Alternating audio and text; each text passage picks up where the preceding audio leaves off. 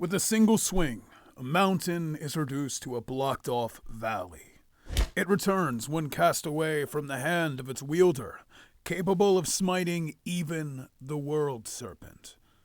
And something that surprisingly has not made its way to this channel yet. Mjolnir, the latest entry into the Myth Armory.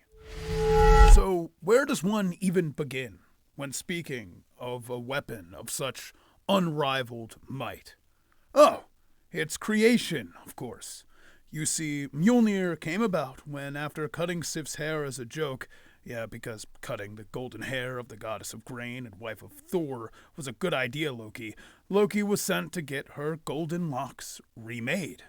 So he ventures to the forge of Ivaldi's sons, Brock and Sindri.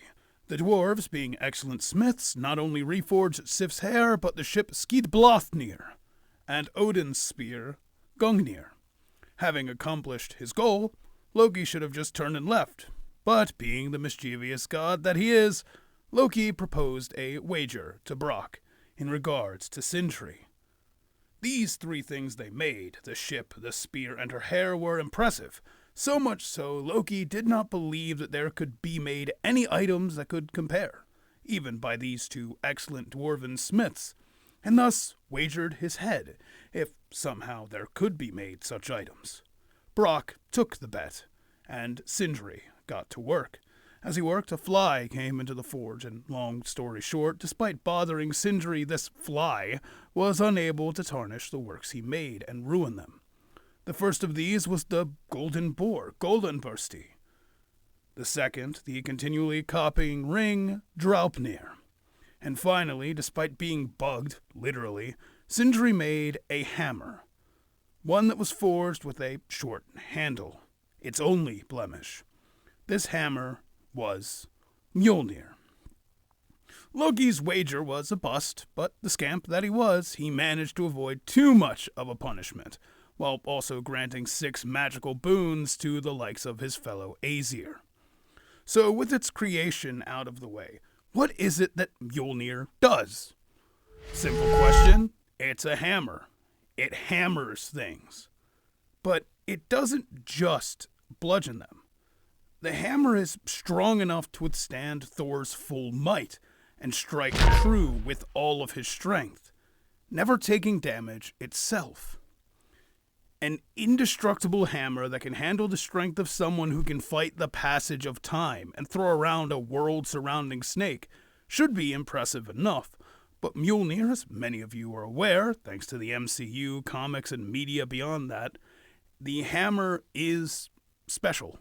Mjolnir, when thrown, no matter the distance, will always find its way back to Thor's hand, without fail.